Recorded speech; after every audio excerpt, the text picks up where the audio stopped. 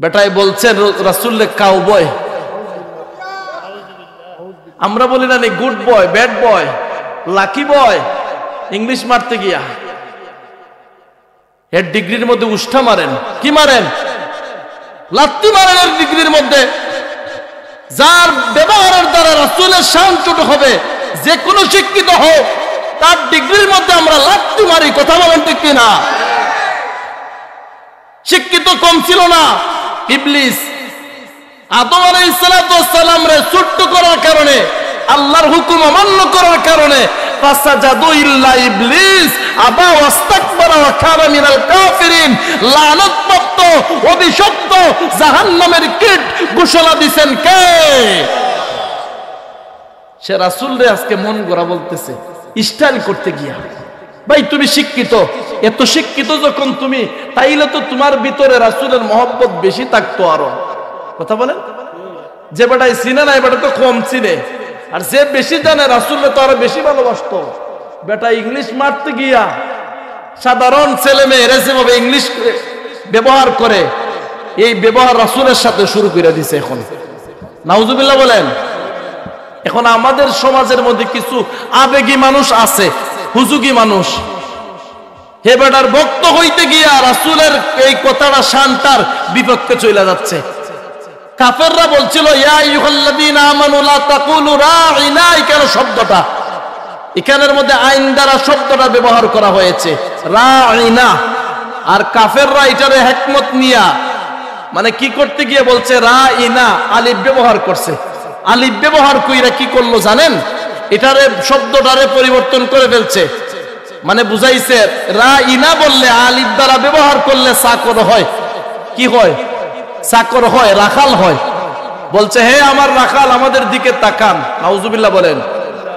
অথচ এই শব্দটা আমার আল্লাহ বলছেন ওয়াকুল উনজুরনা ওয়াসমাউ উনজুর হালানা ইয়া রাসূলুল্লাহ, আমাদের দিকে মায়ার নজরে তাকান। সুবহানাল্লাহ বলেন। আর কাফেররা রাখাল বইলা সম্বোধন করত। ওই নবীর যুগে কাফেররা নবীরে কি করত? রাখাল বইলা সম্বোধন করত।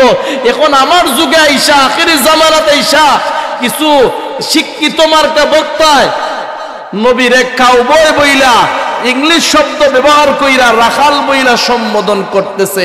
ওই কাফেরের সাথে আর এখনের সাথে কোনো মিল আছে? পার্থক্য আছে? পার্থক্য আছে। যে ব্যক্তি রাসূলের শানে বেয়াদবি করবে, রাসূলকে নিয়ে কটাক্ষ করবে, দুনিয়ার সমাজের যেই নাস্তিক হোক, বেঈমান হোক, যে কে হোক না কেন, রাসূলের শান নিয়ে যদি কটাক্ষ করে, আল্লাহর কসম এই শাহজালালের পূর্ণভূমির মুসলমান একটা মিনিট, একটা সেকেন্ডও তারে ছাড় দিবে না। দুই হাত তুলে বলো ঠিক কিনা? কুরআনুল কারীম থেকে কয়েকটা আয়াত তেলাওয়াত করেছি। যেই তো রজবের চাঁদ, যেই মাসের মধ্যে, যেই চাঁদের মধ্যে আল্লাহর নবী নূরুন আলা নূর মুহাম্মাদুর রাসূলুল্লাহ সাল্লাল্লাহু আলাইহি ওয়াসাল্লামকে আমার আল্লাহ জিবরাইল আমিন আলাইহি সালাতু ওয়াস সালামকে পাঠাইয়া, জিবরাইল আমিনকে পাঠাইছেন আমার বন্ধুকে গিয়ে বলো আমার বাড়ি মেহমানদারি করতে। আর কোন নবীকে এমন ভাবে বলেন নাই। শুধু তাই নয়, আমার রাসূলকে আমার আল্লাহ এত মর্যাদা দিচ্ছেন, যেই নবী সম্পর্কে আমার আল্লাহ অন্যান্য নবীকে ডাক দিচ্ছেন ইয়া মূসা রব্বি মূসা ওয়া হারুন। দাউদ বলে ডাক দিচ্ছেন, ইব্রাহিম বলে ডাক দিচ্ছেন। কিন্তু আমার রাসূলকে যখন আল্লাহ ডাকতে ইচ্ছা হইতো, ওই সময় রাসূল কোন অবস্থায় থাকতেন, এই অবস্থানকে আল্লাহ মায়া করে মহব্বত করে পছন্দ কইরা ডাক দিতেন। এটার প্রমাণ কি? দলিল শুনেন। আমার আল্লাহ বলেন, যখন আমার বন্ধুকে কমলি গায়ে দিয়া ঘুমানো অবস্থায় দেখছি, আমি আল্লাহর বড় ভালো লাগছে, আমি ভালোবাসা ইয়া আইয়ুহাল মুজাম্মিল বলে ডাক দিছি। যে শব্দটা আমি ডাক দিলাম, এই শব্দটা শুধু শব্দ রয় নাই, আমি আল্লাহ একটা গোটা একটা সূরার নাম দিয়ে দিছি মুজাম্মিল বলে। সুবহানাল্লাহ। হে মায়ার নবী, কমলি বলা নবী, আপনাকে কমলিতে অনেক সুন্দর মানাচ্ছে। সুবহানাল্লাহ বলেন। এরপরে মায়ার নবীকে যখন আমার আল্লাহ চাদর অবস্থায় দেখছেন, শাল, শাল তো চিনেন আপনারা, চাদর পরা রাসূলের সুন্নাহ। আল্লাহ যখন দেখলেন মায়ার নবী একটা চাদর পরে আছেন, ওই সময় ইয়া আইয়ুহাল মুদাসসির বলে ডাক দিছেন। সুবহানাল্লাহ। হে চাদরওয়ালা মায়ার নবী, বন্ধু আমার, দেখেন রাসূল রে আল্লাহ কিভাবে ডাক দিচ্ছেন। সুবহানাল্লাহ। এরপরে যখন আমার আল্লাহ আরো ইচ্ছা করতেন ডাকার, মহব্বত হইতো, ওই সময় তাসিন বলে ডাক দিতেন, তাহা বলে ডাক দিতেন, ইয়াসিন বলে ডাক দিতেন। তথাপি আমার আল্লাহ মায়ার বন্ধুকে নাম ধরে ডাক দেন নাই। কোন নবীর উম্মত? মায়ার নবীর উম্মত। সুবহানাল্লাহ বলেন। যেই নবীর হাসরের ময়দানে সব নবীরাই উম্মতদেরকে নিয়ে জান্নাতের গেটে গিয়ে নক করবে, হে ফেরেশতারা, আমরা অনেকক্ষণ যাবত হাসরের ময়দানে কষ্ট করতেছি, জান্নাত খুলে দাও। ফেরেশতারা বলবেন, জান্নাত তো খুলে দিব, আমরাও তো চাই আপনারা জান্নাতে আসেন, কিন্তু জান্নাতের গেট তো বাহির দিয়ে তালা ঝুলানো, এই তালার চাবি কিন্তু আমাদের হাতে না। সুবহানাল্লাহ বলেন। এই চাবি কার কাছে? এটা তো বাহির দিকে তালা ঝুলানো, এই জান্নাতের চাবি আর কারো কাছে নাই। আজকের এই জান্নাতের চাবি একজনের কাছে পাওয়া যাবে, তিনি আর কেউ নয়, তিনি হলেন নবী মুহাম্মদুর রাসূলুল্লাহ সাল্লাল্লাহু আলাইহি ওয়াসাল্লাম। উচ্চ আওয়াজে বলেন আল্লাহু আকবার। তিনি কার নবী? আমার নবী। তিনি কার নবী? আরো জোরে, কার নবী? আমার নবী। অন্যান্য নবীরা ওই সময় পিছন চলে যাবেন, আমার নবী উম্মতদেরকে দইরা দইরা জান্নাতে নিয়ে যাবেন। আহা, কোন নবীর উম্মত আমরা। এখন আরো একটা মজার বিষয় হলো, রাসূলকে আমার আল্লাহ প্রায় 8 থেকে 9 জন নবীরে নাম দইরা ডাক দিচ্ছেন, আর আমার নবীরে নাম দইরা স্পষ্ট ডাক দেন নাই। আল্লাহর নবীকে এক জায়গার মধ্যে 6টা শব্দ ব্যবহার কইরা মহব্বত কইরা ডাক দিচ্ছেন কোরআনের এক নাগারে। ইয়া আইয়ুহান নাবিয়্যু ইন্না আরসালনা শাহিদা ওয়া মুবাশশিরা ওয়া নাযীরা ওয়া দাঈয়ান ইলাল্লাহি বিইذনিহি সিরাজাম মুনীরা।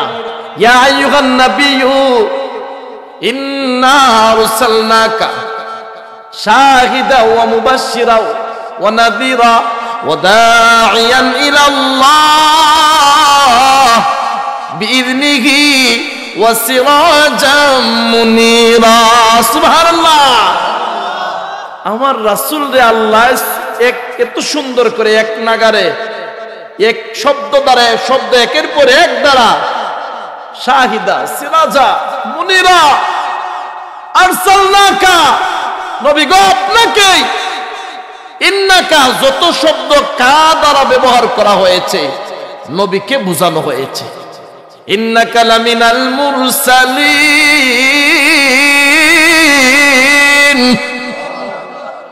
নবী গো আপনাকে নবীদের অন্তর্ভুক্ত শ্রেষ্ঠ নবী বলে স্বীকৃতি আমি দিলাম। সুবহানাল্লাহ বলেন। কার নবী?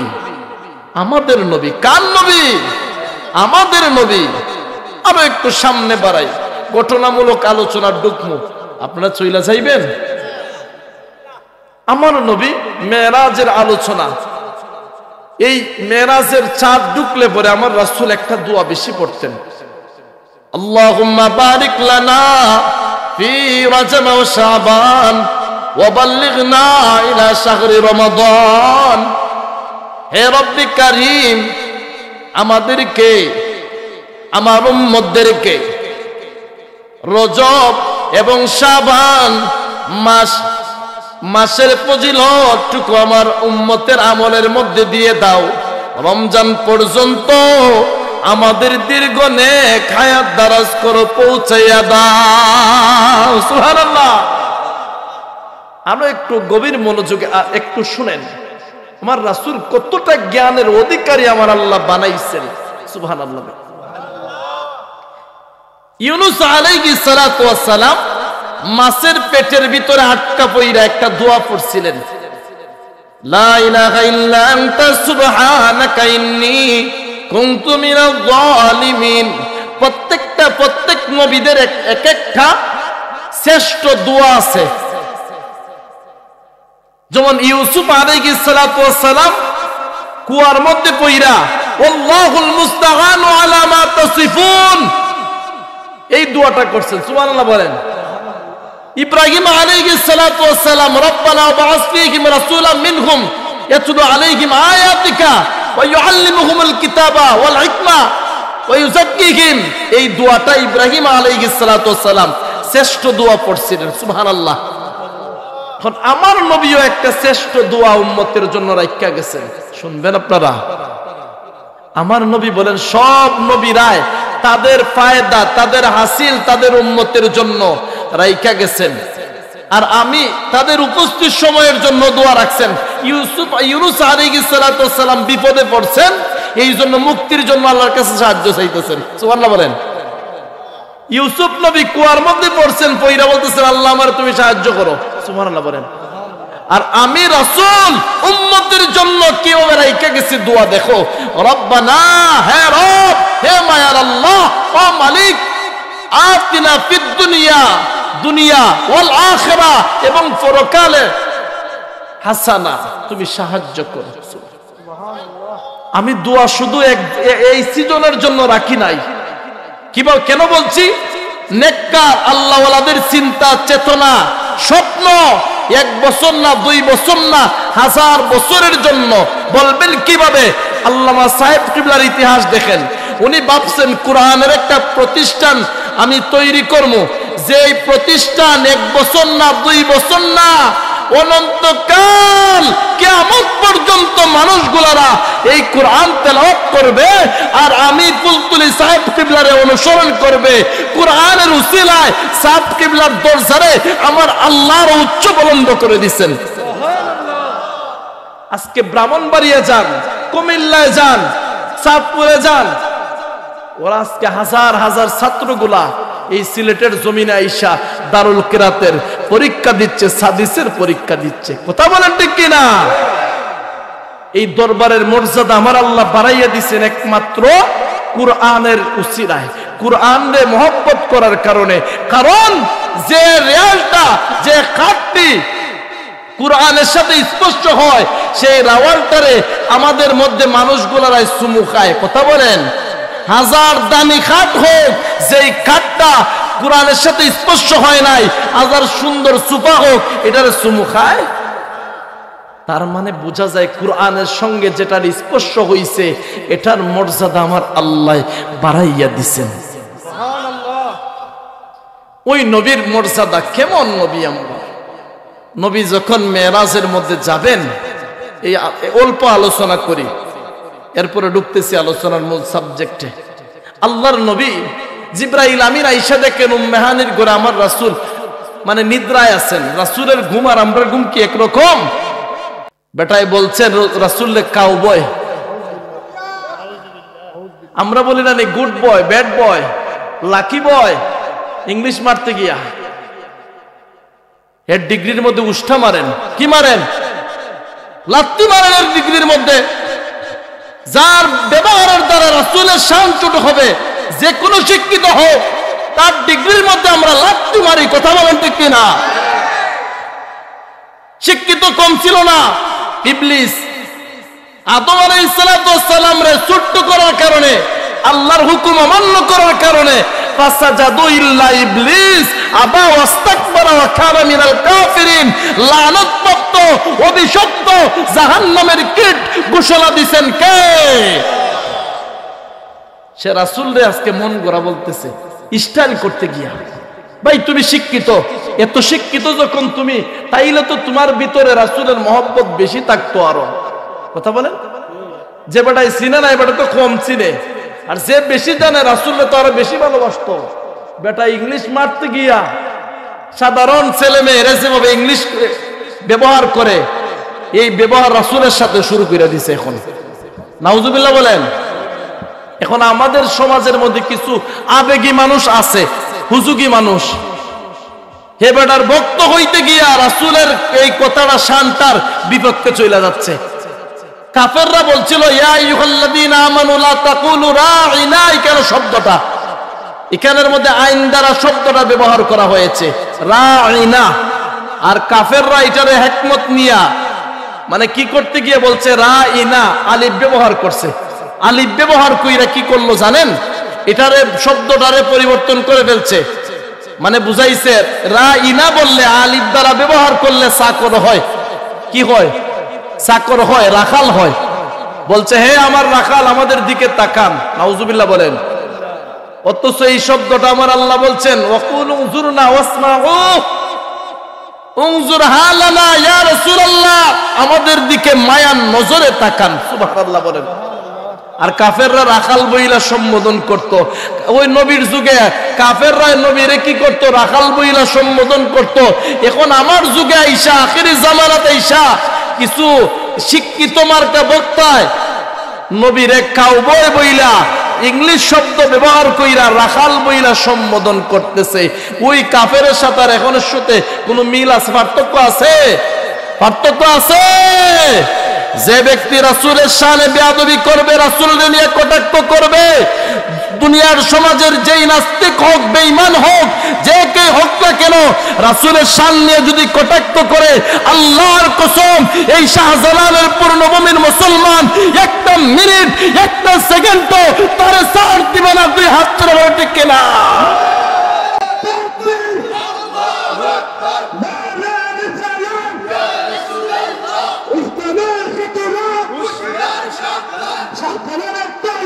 গর্জে উঠুক আরেকবার।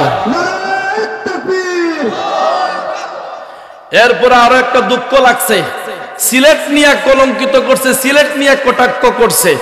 কথা বলেন, এই মৌলবী কি দেখে নাই সিলেটের মধ্যে 360 আউলিয়া শাহিদ আছে? এর কি চোখ নাই? আর এত বড় স্পর্ধা, যেই সিলেটের মধ্যে 360 আউলিয়ারা আছেন, যখন ইসলাম দেশে আসে নাই, 12তম মহাদেশ থেকে গোটা বাংলাদেশ পর্যন্ত কোন নবী রাসূল আইসা যখন ইসলামের দাওয়াত দেন নাই, ইন দি মিন টাইমে 360 আউলিয়ারা এমন দেশ থেকে বিভিন্ন জায়গা থেকে আইসা ইসলামের দাওয়াত দিয়েছেন সিলেটের জমিনে। কথা বলেন ঠিক কিনা? যখন গৌর গোবিন্দ উনাদের রাস্তা বন্ধ করে দিল, নদীপথ বন্ধ করে দিল, আল্লাহর ওলিরা চিন্তা করলেন আমাদের তো রাস্তা বন্ধ করে দিছে, আবার নদীপথ বন্ধ করে দিছে, আমরা পার হইমু কিভাবে? ওই সময় আল্লাহর ওলিরা যায় নামাজ বিছাইয়া নদীপথ পার হয়ে গেছেন।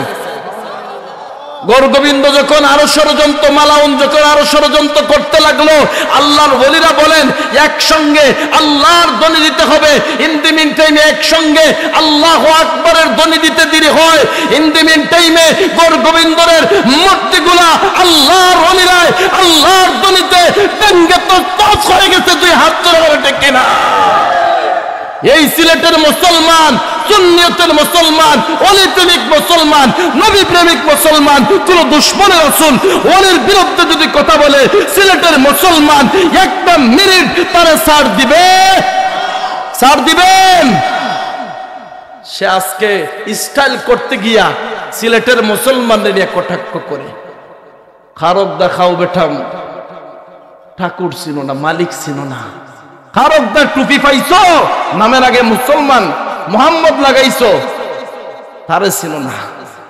360 আউলিয়ার জমির মধ্যে আইসা বেয়াদবি করবা, মৌলবী তোমারে ছাড় দিবে না। কথা বলেন। ডিগ্রি বলা, বেশি শিক্ষিত, ওরে এইসব সার্টিফিকেটে কি করবেন? লাত্তি মারেন, দরকার নাই, ডাস্টবিনে ফেলে দেন। যার ব্যবহারে রাসূলের শান ছোট হবে, তার এইসব শিক্ষিত আমাদের কোনো দরকার? তার সব সার্টিফিকেট নিয়ে ডাস্টবিনে ফেলে দেন। আল্লাহ হেদায়েত করুক এইসব নাস্তিক বেঈমানদেরকে, বলেন আমিন। আর যদি হেদায়েত নসিব না থাকে, আল্লাহ ধ্বংস করুক। এরপরে রাসূলের শত্রু জমিনও না থাকুক। কথা বলেন। বলতেছিলাম রাসূলের শান বাড়াইছেন কে? আরো জোরে বলেন কে? দুরূদ শরীফ পড়েন আল্লাহুম্মা সাল্লি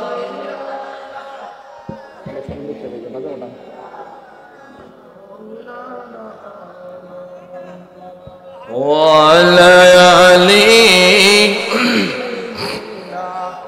মাওলানা আল্লাহুম্মা সাল্লি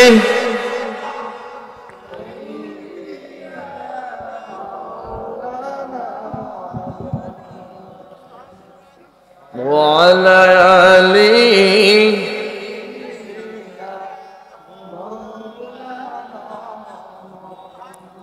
বলতেছিলাম রাসূলের মর্যাদা বাড়াইয়া দিচ্ছেন একজন কে? আল্লাহ বলেন ওয়ারাফা'না লাকা যিকরাক। নবী গো, আপনারে যদি বলতাম যিকরাক তাইলে আপনার মর্যাদার মাপকাঠি হয়ে যেত, কিন্তু আমি যিকরাক বইলা সীমাবদ্ধ রাখি নাই।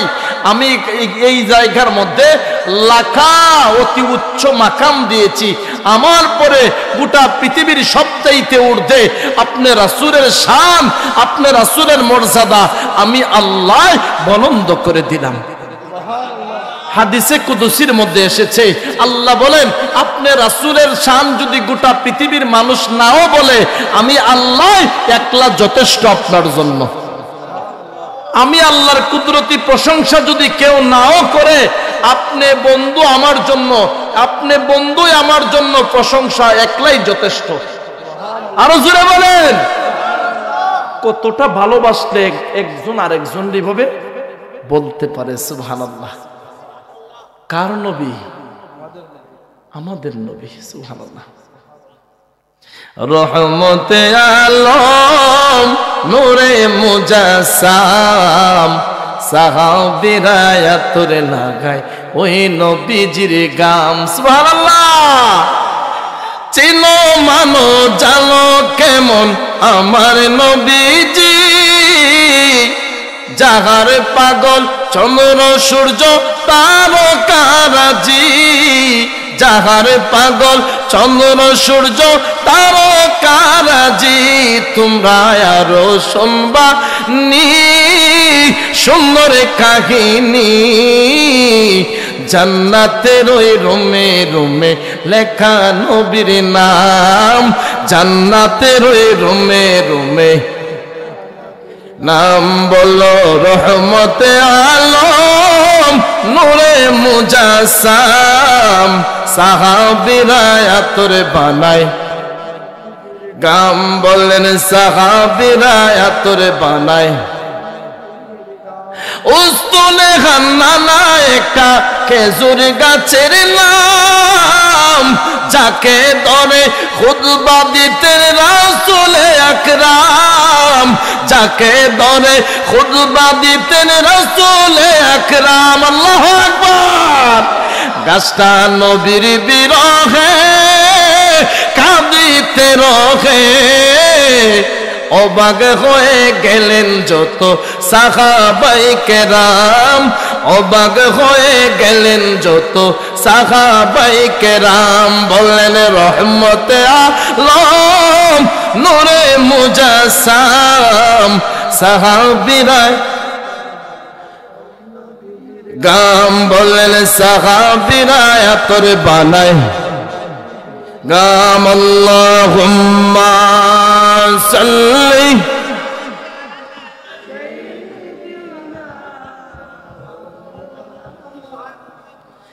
ওয়ালা আলি সাইয়্যিদিনা।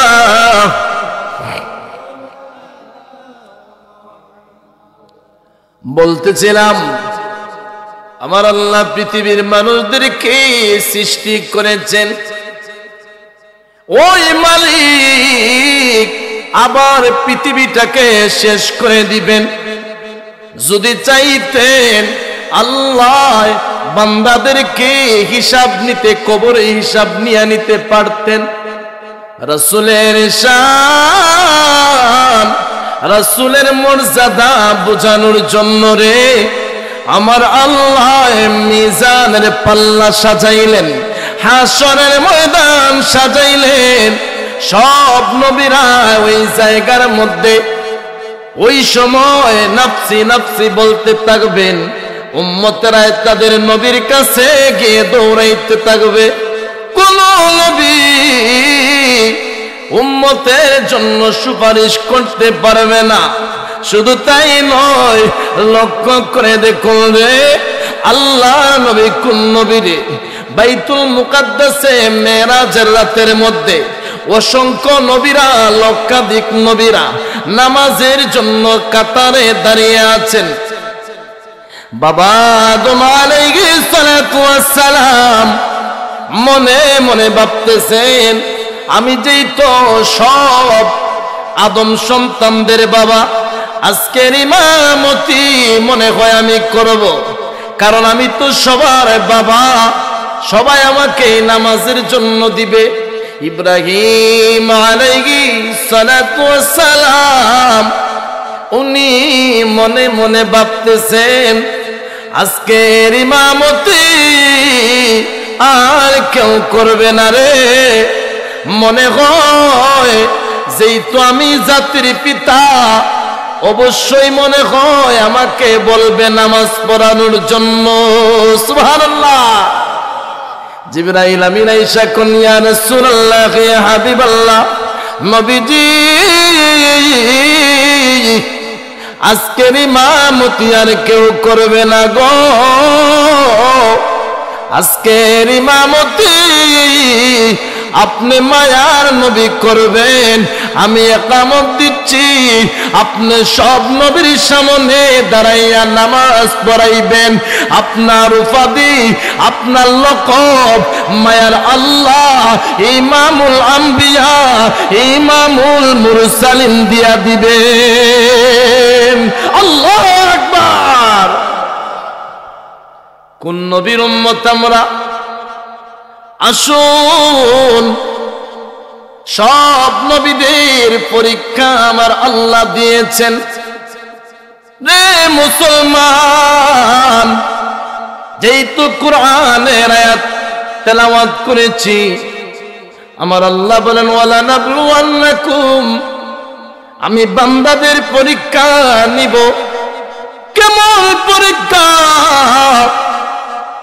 যার ঈমান যেমন মজবুত, তার পরীক্ষাও তত যেমন অবস্থানে থাকবে, সেই অবস্থান অনুযায়ী পরীক্ষা হবে। আপনি যদি 5 কেজি ওজন বহন করতে পারেন, 5 কেজি ওজনের এই পরীক্ষা হবে।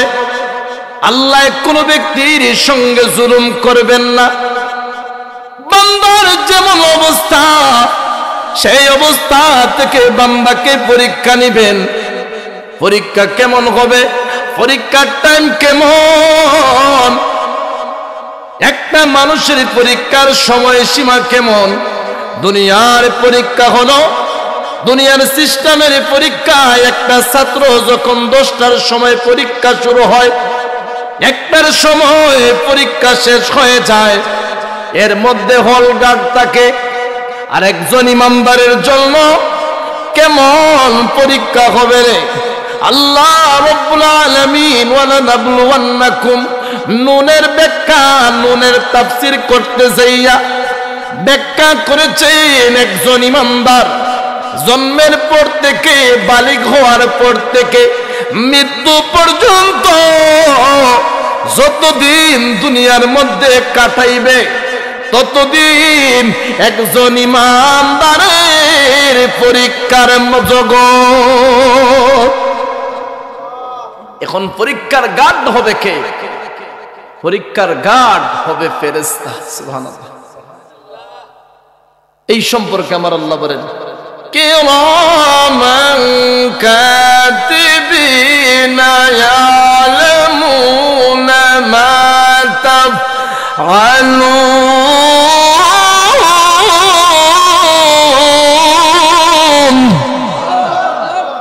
পরীক্ষা কেমন? সম্মানিত 2জন ফেরেশতা রাখছি। আমি আল্লাহ দেখি কিন্তু লেখি না, লেখার জন্য ফেরেশতা রাখছি। কিভাবে ফেরেশতা? মা ইয়ালফিযু মিন কাওলিন ইল্লা লাদাইহি রাকিবুন আতীদ। আল্লাহু আকবার। রে ইমানদারেরা, একজন মানুষ জীবনে যে অবস্থায় চলবে রে, সেই অবস্থা থেকে ভিডিও করা হবে কিয়ামতের ময়দানে, হাশরের ময়দানে। আল্লাহর ফেরেশতারা বান্দার হাতের মধ্যে দিবে, ইকরা কিতাবাক, বান্দারে তোমার জীবনের আমলের খাতাটুকু তুমি পড়তে থাকো। ওই সময় আমরা আমলের খাতাটা যখন পড়ব রে, বলবো ফেরেশতারা তোমরা এত পাওয়ার, এত সুন্দর করে নিখুঁত ভাবে ক্যামেরা করলা, মাহফিলে বৈশা প্যান্ডেলের বাইরে তাইকা অনেক দুষ্টামি করেছি, মাহফিলে বসে বসে অনেক সময় চক্ষু দ্বারা ইশারা করেছি, এইটুকু তোমরা বাদ দাও নাই। আমরা তো কোনো উপায় নাই। একজন ইমানদার যদি মৃত্যুর ঘাটে আটকা পড়ে যায়, একজন ইমানদার যদি সাকারাতের মুহূর্তে ঈমান আটকা পড়ে যায়, তার কোনো উপায় নাই, আর সারা পাওয়ার মতো কোনো উপায় নাই। একজন ইমানদারের সবচাইতে দামি হলো দৌলতে ঈমান। কথা বলেন, পরীক্ষা কেমন দেখেন। একজন পয়গাম্বর আইয়ুব আলাইহিস সালাতু ওয়াস সালাম, নাম শুনছেন আপনারা?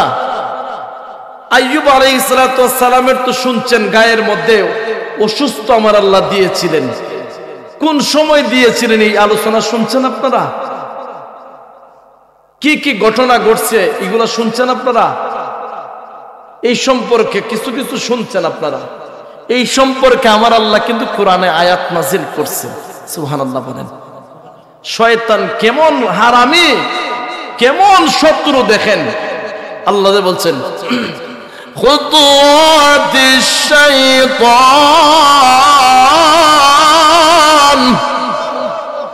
ইন্নাহু লাকুম আদুউম মুবিন।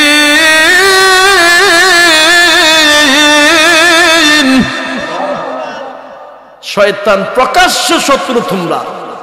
ও আমার বান্দারা, শয়তান হচ্ছে প্রকাশ্য শত্রু। আল্লাহরে ডাক দিয়ে কয়, আল্লাহ আপনার আইয়ুব তো অনেক ধনী ব্যক্তি, আইয়ুব নবীরে আল্লাহ এত ক্ষমতা, এত মর্যাদা দিছিলেন, অনেক ধনাঢ্য ব্যক্তি বানাইছিলেন। তৎকালীন সময়ে প্রায় 50 থেকে 40 থেকে 50,000 মহিষ এবং বেড়া দুম্বার মালিক ছিলেন আইয়ুব নবী। সুবহানাল্লাহ।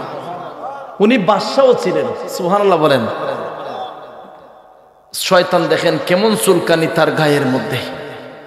শয়তান আল্লাহর ডাকে কয়, ও আল্লাহ আপনার আইয়ুব ধনী ব্যক্তি দেইকা, সম্পত্তির মালিক দেইকা, সুখী দেইকা আপনারে ডাকে। যদি ধনী না হইতো, সুখী না হইতো, টাকাওয়ালা না থাকলে আপনারা ডাকতো না। নাউজুবিল্লাহ বলেন। আল্লাহরে কি কি সুন্দর করে বুঝাইতেছে। প্রভু আপনার আইয়ুব ধনাঢ্য ব্যক্তি, আপনার আইয়ুবে লক্ষ লক্ষ টাকার মালিক, 50 থেকে 60,000 বেড়া দুম্বার মালিক। আপনার আইয়ুবের ঘরের মধ্যে অসংখ্য কর্মচারীরা কাজ করে, হাজার হাজার কিলো বিঘা জমির মালিক। ফসলাদি গুলা এত সুন্দর ফসলাদি ফালায়, যেই তো সুখী, সেই জন্য আপনি আল্লাহরে আল্লাহ আল্লাহ বলে প্রশংসা করে ডাকে। প্রভু আপনি আমারে একটা সুযোগ দেন, আমি সুযোগটা নিয়ে দেখি আপনার আইয়ুব কত সময় আপনি আল্লাহরে ডাক দেয়। আপনি সুখী বানাইছেন, ধনী বানাইছেন দিকা আপনি আল্লাহরে আল্লাহ আল্লাহ বলে ডাকে। যদি গরিব হইতো আপনার পয়গম্বর আইয়ুব আপনি মালিক রে আর ডাক দিত না। সিল্লে কোন নাউজুবিল্লাহ। আল্লাহর পয়গম্বর আইয়ুব আলাইহিস সালাতু ওয়াস সালাম উনি বাদশা ছিলেন, আবার পয়গম্বরও ছিলেন। সমাজের মধ্যে গরিবদেরকে যেভাবে ভালোবাসতেন, বড় লোকদেরকেও সেমভাবে ভালোবাসতেন। দ্বীনের দাওয়াত দিতেন, ইনসাফ অনুযায়ী সমাজ পরিচালনা করতেন। এই সুন্দর সিস্টেম দিকে শয়তানের আর ভালো লাগে নাই। আল্লাহর কাছে গিয়া কয়, প্রভু আপনার আইয়ুব টাকাওয়ালা দেইকা সুখী দেইকা এই জন্য আপনি আল্লাহরে প্রশংসা করে, আপনি আল্লাহরে ডাক দেয়। আল্লাহ আপনি একটু আমারে সময় দেন, সুযোগ দেন, ক্ষমতা দেন। তোমার আইয়ুব রে একটু বাজাইয়া দেখি কতটুক সময় তুমি মালিকের উপরে অটুট থাকে, কতটুক সময় তুমি আল্লাহ রে আল্লাহ আল্লাহ বলে ডাকে। আমি একটু দেখতে চাই, মেহেরবানি করে আমার এই সুযোগটা করে দাও। আল্লাহু আকবার। আল্লাহ ডাক দিয়ে এখন কি সুযোগ নিতে চাস? কারণ আমার আইয়ুবরে আমি টাকাওয়ালা সম্পত্তির মালিক বানাইছি দেইকা এই জন্য আমি আল্লাহরে ডাকে নাই। আমার আইয়ুবরে যদি গরিব বানিয়ে ফেলি রে, তারপরে আমার আইয়ুব আমি আল্লাহরে বইলা থাকতে পারবে না। কয় আল্লাহ এত কিছু শুনতে চাই না, তুমি আমার একটু ক্ষমতা দাও, আমি তোমার আইয়ুব রে একটু চেষ্টা করে দেখি কতটুক সময় সে আপনি মালিকের প্রতি রাজি থাকে। আল্লাহ বলেন তোমারে ক্ষমতা দিলাম, তুমি কি করার করো। আল্লাহু আকবার। ইবলিস এক নাম্বার সিস্টেম চালু করছে। আইয়ুব আলাইহিস সালাতু ওয়াস সালামের জমির ফসলগুলা গরম বাতাস দিয়ে জ্বালিয়ে পুড়ে ধ্বংস করে দিছে। নাউজুবিল্লাহ। হঠাৎ করে আল্লাহর পয়গম্বর আইয়ুব আলাইহিস সালাতু ওয়াস সালামের কাছে কাজের লোকেরা আইসা ডাক দিয়া কয়, ওগো আল্লাহর পয়গম্বর, আমাদের জমিগুলার ফসল ধ্বংস হয়ে গেছে, জ্বলে পুড়ে ছারখার হয়ে গেছে। কেন জানি এমন হয়েছে বুঝতে পারি নাই। আমরা এবার কি খাওয়া দাওয়া করব, সংসার পরিবার কিভাবে পরিচালনা করব? হুজুর আমরা কোন রাস্তা দিয়ে চলবো? ওগো আল্লাহর পয়গম্বর, আপনার মুখ থেকে আমরা কোনো কিছু শুনতে চাই। ইবলিস মনে মনে ভাবছে, এই মুহূর্তে যেহেতু আমি আইয়ুবের জমির ফসলগুলা নষ্ট করে দিয়েছি, আইয়ুব মনে হয় হতাশ হইয়া মালিকের রাস্তা থেকে সরে যাবে।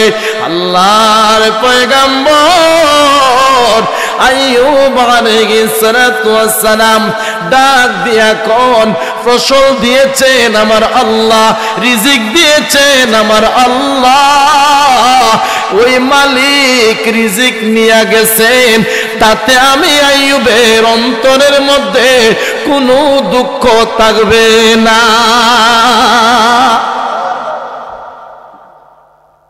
ইবলিস ডাক দিয়া কয়, তার ফসল নষ্ট করার পরেও দেখি তার মনে কষ্ট জাগে নাই। আল্লাহ বলেন, ইবলিস দেখ আমার আইয়ুব আমি আল্লাহরে ভুলে থাকে নাই রে।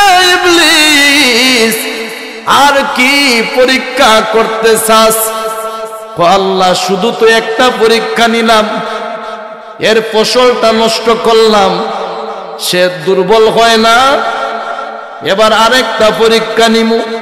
তার যতগুলা মেষ দুম্বা বকরি ছাগল আছে সবগুলা আমি একে একে সবগুলা নষ্ট করে দিব, মেরে ফেলবো। এতগুলা 50 থেকে 60,000 মেষ দুম্বা ছাগলগুলি আইয়ুব নবীর সবগুলি ইবলিসে মেরে হত্যা করে দিয়েছে। রাকাগুলার আয়েশা ডাক দিয়া কয়, ওগো আল্লাহর পয়গম্বর, আমরা মাঠের মধ্যে ছাগল দুম্বাগুলা আমরা পরিচালনা রাখালি করার জন্য নিয়ে গিয়েছি। তাকাইয়া দেখি হঠাৎ করে এত সুন্দর দুম্বাগুলি, এত সুন্দর ছাগলগুলি মাটির মধ্যে পইরা গইরাইয়া মারা যাচ্ছে। ও আল্লাহর পয়গম্বর, আমরা কি করব? আমরা আর কিভাবে রাখালি করব? এভাবে যদি নষ্ট হয়ে যায় আমাদের কি ব্যবস্থা হবে? আমরা কি পরিচালনা কইরা টাকা পাইমু?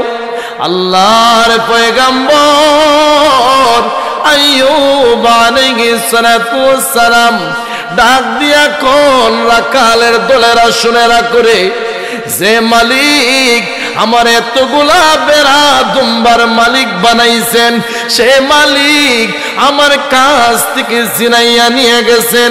তাতে আমি আইয়ুবের অন্তরের মধ্যে একটা মুহূর্তের জন্য দুঃখ রইল না। ইবলিসের আরো জ্বালা বাড়তেছে। কি করতেছে? ইবলিস কয়, তার ফসল নষ্ট করলাম, তার মেহের দুম্বা গুলা নষ্ট করে দিলাম, সে দেখি মন থেকে কষ্ট পায় না, আরো দেখি তার মালিকের প্রশংসা করে।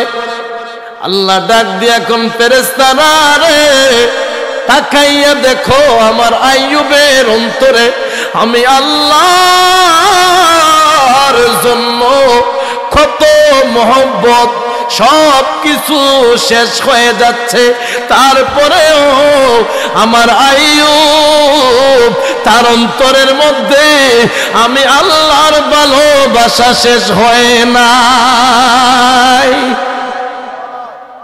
আল্লাহ ডাক দিলেন, ইবলিস রে, আর কি পরীক্ষা নিতে চাও? আল্লাহ আরো কয়েকটা পরীক্ষা বাকি আছে। আল্লাহর পয়গম্বর আইয়ুব আলাইহিস সালাতু ওয়াস সালামের কয়টা পুত্র সন্তানকে দেওয়ালের নিচে চাপা দিয়ে দুনিয়া থেকে বিদায় করে দিছে। হঠাৎ করে আইয়ুব আলাইহিস সালাতু ওয়াস সালামের কানের মধ্যে একটা দুঃখের সংবাদ গেল। ওগো আল্লাহর পয়গম্বর, জমির ফসল শেষ হয়ে গেল, দুঃখ নাই। মেহের দুম্বা গুলা মরে মারা গেল, দুঃখ নাই। আপনার কলিজার টুকরা এত সুন্দর ছেলে গুলা এই দেওয়ালের নিচে পইরা মারা গেল, আপনি বাবা হইয়া কিভাবে সহ্য করবেন? এটার বিষয় কি, ফয়সালা কি করবেন? এভাবে কেন আপনার চতুর্দিকে বিপদের ঘাট গুলা আসতেছে? আপনি যদি আল্লাহর পয়গম্বর হয়ে থাকেন তাইলে তো আপনার উপরে এত বিপদ আসতো না। কিছু মানুষ দেখবেন ভালো সময় থাকলে আপনার পাশে থাকবে, বিপদের সময় যখন আসবে রে ভাই, আপনার কাছ থেকে ওরা দূরে চলে যায়। কথা বলেন ঠিক কিনা? ওরা ডাক দিয়া কয়, ও পয়গম্বর, তুমি যদি সত্য নবী হয়ে থাকো তাহলে তো এত বিপদ তোমার উপরে আসতো না। তোমার ছেলেগুলা তোমার সামনে পয়রা দুনিয়া থেকে বিদায় নিয়ে গেল। কি এমন অন্যায় করছো মনে হয় তোমার মালিকের সাথে? এই জন্য তোমার উপরে গজব চলে এসেছে, নাউজুবিল্লাহ। এরা দরম দেখতেছে। কি দেখছে? দরম দেখতেছে। ও পয়গম্বর, তোমার সন্তানগুলো দুনিয়া থেকে বিদায় নিয়ে গেল, তুমি এবার কি করবা? আল্লাহর পয়গম্বর জবান দ্বারা একটা আয়াত তেলাওয়াত করলেন, ইন্না লিল্লাহি ওয়া ইন্না ইলাইহি রাজিউন। আল্লাহু আকবার। সন্তান আমার আল্লাহ দিয়েছেন, মাল সামানার মালিক আমার আল্লাহ। আমি আইয়ুব রে বানাইছেন, একটা বাবার সবচাইতে পছন্দ সন্তানগুলা তাকে। বাবার সামনে সন্তানগুলা যদি মারা যায়, সন্তানেরা বাবাগুলারা সহ্য করতে পারে না। পয়গম্বর ডাক দিয়া কোন আমার আল্লাহ, আমি আইয়ুব রে বেশি ভালোবাসেন দেখা এই জন্য এত পরীক্ষার মধ্যে সম্মুখীন করতেছেন। উনি পরীক্ষা দুর্বল হচ্ছেন না আরো পরীক্ষা দিচ্ছেন? সুবহানাল্লাহ বলবেন না? দুরূদ শরীফ আল্লাহুম্মা বাজে ওঠে।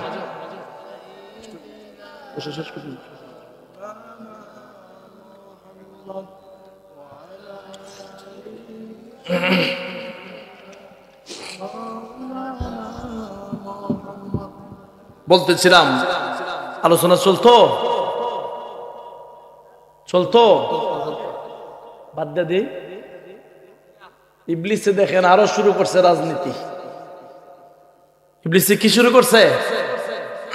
আরো রাজনীতি শুরু করছে। আল্লাহ ডাক দিলেন, ইবলিস রে তুই আমার আইয়ুবের সম্পত্তি গুলা নষ্ট করে দিলি, আমার আইয়ুবের এত দুম্বা বকরি গুলা হত্যা করে ফেললি, আমার আইয়ুবের এত সুন্দর সন্তান গুলা, মায়ার সন্তান গুলাকে দুনিয়া থেকে বিদায় করে দিলে রে ইবলিস, এটা ঠিক করস নাই। ও আল্লাহ, যেই তো আমার ক্ষমতা দিছেন, আমি তোমার আইয়ুবকে বাঁচাইয়া দেখি কত সময় পর্যন্ত তোমার আইয়ুব তুমি আল্লাহর রাস্তায় ধৈর্য সহকারে তাকে উচ্চ যে বলুন না আল্লাহু আকবার। এবার দেখেন ইবলিস কেমন খারাপ। ও আল্লাহ, তার সম্পত্তির ফসল নষ্ট করলাম, মেহেশগুলা মারলাম, তার সন্তানরে হত্যা করলাম, বাপের সামনে সন্তানরে মারলাম, তারপরেও দেখি সে তুমি আল্লাহরে বলে না। আল্লাহ বলেন, দেখ আমার বন্ধু আইয়ুব আমি আল্লাহর প্রতি কতটা সন্তুষ্ট। সুবহানাল্লাহ বলেন। এবার লক্ষ্য করে দেখুন, ইবলিস ডাক দিয়া কয়, আল্লাহ আইয়ুব সুস্থ আছে দেখা এই জন্য তুমি মালিক রে ডাক দে। এবার আইয়ুবের শরীরের মধ্যে বডির মধ্যে বেমার দিতে চাই, তুমি আমারে ক্ষমতা দাও, আমি দেখব আইয়ুব কতটুক সময় পর্যন্ত তুমি আল্লাহরে ডাক দেয়। নাউযুবিল্লাহ। আইয়ুব আলাইহিস সালাতু ওয়াস সালাম রে গায়ের মধ্যে গরম বাতাস দিতে লাগলো। এত গরম বাতাস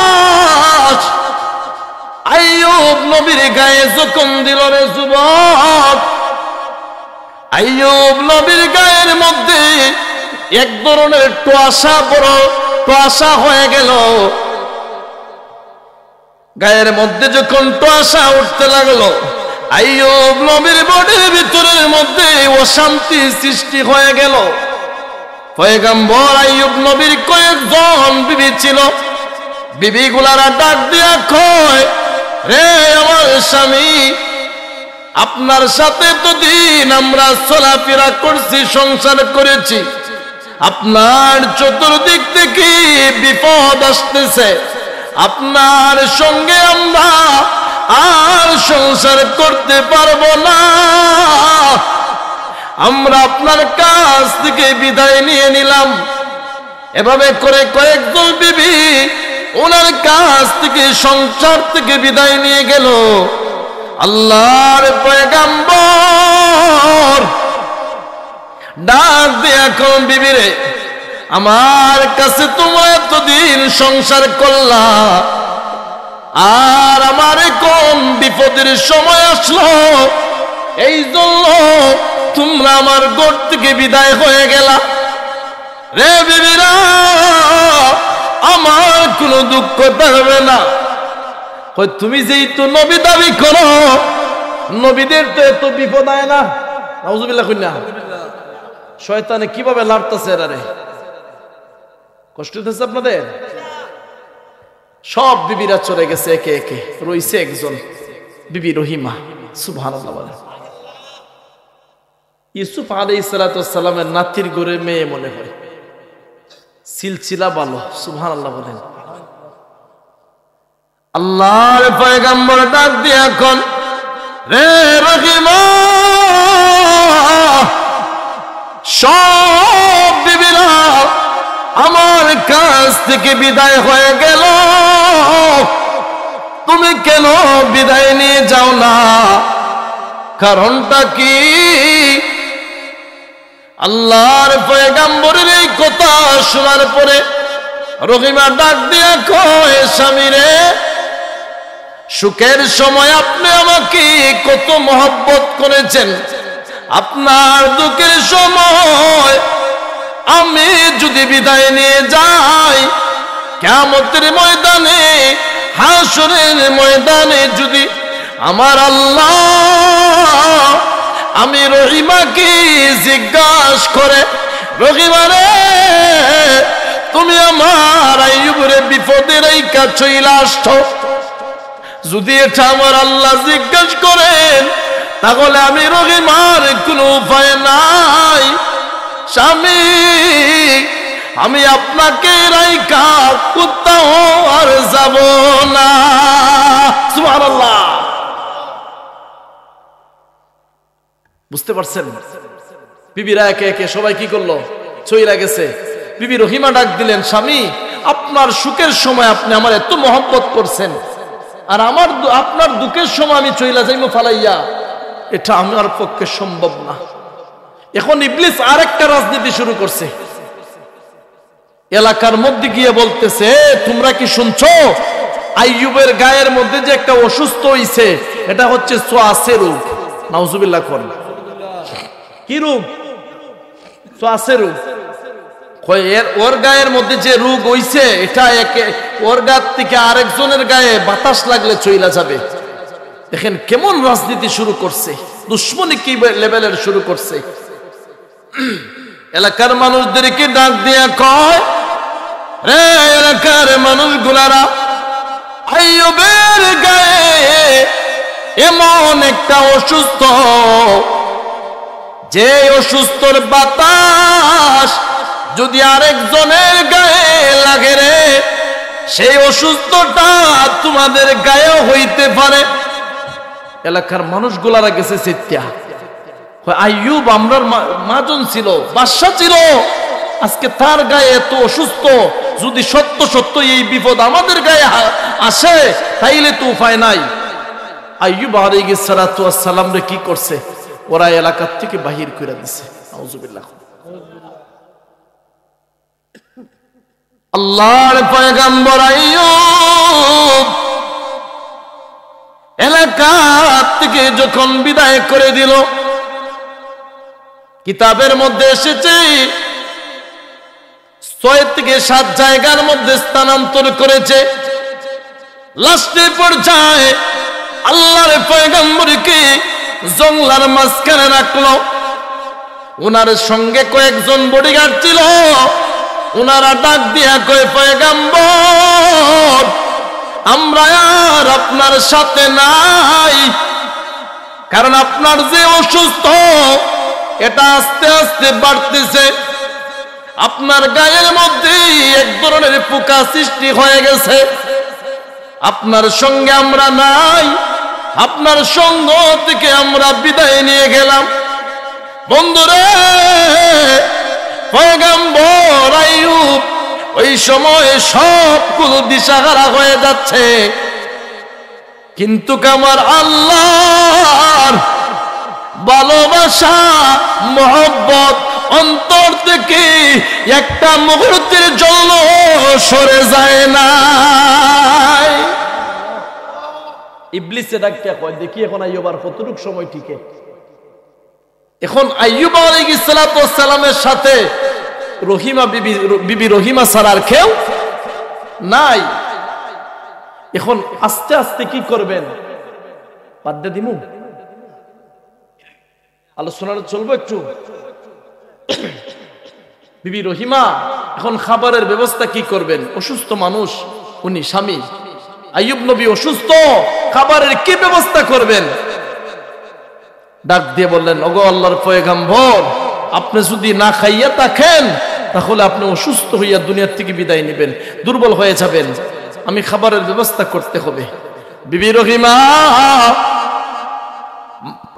মানুষের বাড়ির মধ্যে গেলেন, গিয়া বলতেছেন, আমার বান্ধবী যারা আছো, তোমাদের কাছে আমি দাঁড় চাই, কর্জা চাই।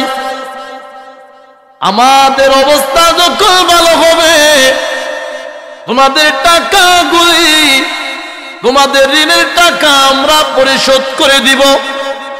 রে আমার বান্ধবীরা, তোমরা একটু দয়া করে মেহেরবানি করে আমাদেরকে অল্প কিছু টাকা ধার দাও। মহিলারা কই, নিজের অবস্থা ভালো না, সাথে যে তোমার সতীন গুলারাও ছিল, তারা চইলা গেছে, তুমি কেন চলে যাও না? কি মজা পাইছো? এভাবে কে কে কাটা দিয়ে কুচা দিয়ে কথা বলতেছে। আল্লাহর পয়গম্বর আইয়ুব নবীকে আরো পরীক্ষা শুরু করলো।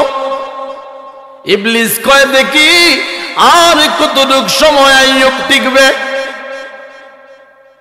আইয়ুব নবীর স্ত্রী রহিমা গেলেন মানুষের বাসায় কাজ করার জন্য। কোন কাজ করা যে গেছেন, দেখতেছে ইবলিসে আইয়ুব নবীর খাবারের ব্যবস্থা করে একমাত্র রহিমায়। এলাকার মধ্যে প্রপাগান্ডা ছড়াইছে। কিছুগুলা মানুষ আছে না, দেখবেন আপনি যতই ভালো হন, হে আপনার বিরুদ্ধে প্রপাগান্ডা ছড়াইবেই। দেখবেন বাস্তবে দেখার পরে তার কথার সাথে কোনো মিল, এরকম আসেনি? আসেনি আপনার এলাকা? আল্লাহ হেদায়েত করুক, বলেন আমিন। দেখবেন আপনার বদনাম বলতে বলতে এর মুখ বের হয়ে যাবে, কিন্তু এর মজা লাগে। আমল যে তার, আমল যে ওই ব্যক্তির আমল চইলা যাইতেছে, ইটার খেয়াল নাই। কথা কম। আল্লাহর পয়গম্বরের জন্য রহিমা মানুষের বাসায় কাজ করার জন্য বাহির হলেন।